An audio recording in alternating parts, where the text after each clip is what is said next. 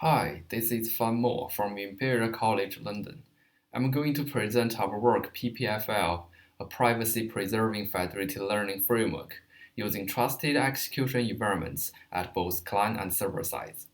This is a joint work with Hamad, Kilominos, Eduard, Diego, and Nicolas. As you may know, federated learning is a decentralized version of machine learning. More specifically, the clients download the global model and then use their own local data to train the model. After that, they upload this new model to the server, then the server aggregates our received model, and it becomes a new global model. By doing this, the data owner shares the model, not the local data, so that we guarantee the privacy of the client's data. We also distribute computation from the server to the clients. However, sharing model can still leak private information because the model or gradients learn the local data by memorizing it. Several privacy-related attacks have been proposed to extract information from the shared model, including data reconstruction attack, property inference attack, and membership inference attack. All those attacks can infer some information about the client's data based on the models, like the original information, property of this image, or presence of this image in the training set. In this work, we focus on a system perspective solution to defend against those privacy-related attacks. We leverage this technique, Trusted Execution Environments, TE for short, which is increasingly equipped in modern processors. In previous research, TE has been used for other deep learning paradigms, mostly centralized learning. All of them use Intel SGX, a cloud-like TEs. In contrast, ARM TrustZone is an edge-like TE on mobile or IoT devices. TEs are usually very small by design because this helps to keep the compute base small. For example, they commonly provide 10 to 100 MB secure memory. Such memory space is very small for heavy computations like deep learning. Therefore, most existing deep learning frameworks use TEs are focusing on inference instead of training. So now we are facing a tough problem: how to achieve federated learning with small TEs where we cannot put the whole model inside it for training. Here, our short answer is to use gradient layer-wise learning technique. Before going to the details of how we designed the framework, I will show you some of our results and contributions. First, with this framework, we achieve protecting model training to defend against privacy-related attack in federated learning. Second, we achieve comparable machine learning model utility with even less communication cost. Third, it only introduces small system overheads, 15% CPU time, 18% memory usage, and 21% energy consumption. In addition, this framework also provides layer-wise training suitable for heterogeneous environments. Our codes are online, so please feel free to check it out. So now let's have a look at how we designed the privacy-preserving federated learning framework in detail. We assume that any participants in the federated learning only trust others' TEs. This includes both clients and servers. More specifically, our proposed framework covers the configuration stage and the reporting stage of a common system design of federated learning. We assume both the server and clients have TEs. Besides, the server will finish the device selection and build secure channels with the selected clients. Then the training generally includes 6 steps. First, the server transfers knowledge, such as the first layer of a model relevant to the training task, if any. Second, the server initializes one layer and corresponding classifier in the TE. This classifier is for the output and helping training this one layer. Then, the server passes the initialized layer parameters to the client TE through the secure channel. The client can start train this first layer inside TE, where, as you can see, the blue line is the forward propagation and the yellow line is the backward propagation. After training, the client passes updated layer parameters back to the server TE through the secure channel. Next, after receiving from all participated clients, the server aggregates all models in the TE. This process will continue until the training of one layer converges. Then it moves to the next layer or the next block of layers. We then develop an implementation and evaluate the performance of it. We build it on top of Open Enclave for the server-side model aggregation and also Open Portable TE with darknets for the client-side model training. We deploy our implementation on a SGX-enabled small PC at the server side and the Trust Zone-enabled Hackybird at the client side. We use Bash shell scripts to control the training process, and currently hard-coding cryptographic keys are used as provisioned encryption and decryption keys.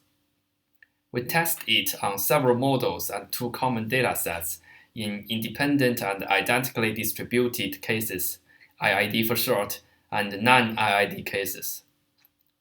To measure model privacy, we conduct the three attacks: data reconstruction, property inference, and membership inference attacks. To measure the federated learning performance, we report text accuracy, communication roles, and the amount of communication. To measure the client-side system performance, we report CPU execution time, memory usage, and energy consumption. Now let's look at the results. For model privacy, because we hide training layers inside TEs, so it is possible to provide full privacy by design. In this figure, we compare end-to-end learning with our privacy-preserving federated learning. Data reconstruction attack succeed in end-to-end learning but failed in our framework with white noise image. Both property inference attack and the membership inference attack gave a result of 0.5 error under curve or precision, meaning that this attack will be like random guessing. We guarantee privacy because intermediate training models are always hidden in TEs, so data reconstruction and property inference attack cannot see and use them. For higher level information attacks, such as membership inference attacks, we put the last layers inside TEs after training. In terms of the learning performance, we noticed that training the model layer-wisely had small overhead. It sometimes even reduced the communication cost when reaching the same accuracy with the baseline end-to-end learning. As you can see, for both communication roles and the amount of communication, our framework usually can reduce the needs by a number smaller than 1. From another perspective, we don't stop when reaching the baseline accuracy and finish the training. We showed that the total time of training increased because it has to train a model layer by layer. We also see that local training stage consumed most of the time. This is expected because model training on an edge-like device is definitely with the highest computation among all steps in federated learning. In terms of test accuracy of the model, our framework resets the accuracy of every new layer, as you can see in this figure. This is because every time we append a new layer on top of several trained layers, the training will start from the initialization of this new layer. Besides, with more layers, we can achieve higher accuracy in general. This is because appending layer can lead the whole model to memorize more things about the data. In addition, we notice again that our framework, by training the model layer by layer, can outperform the end-to-end learning in some cases, as you can see in the figure.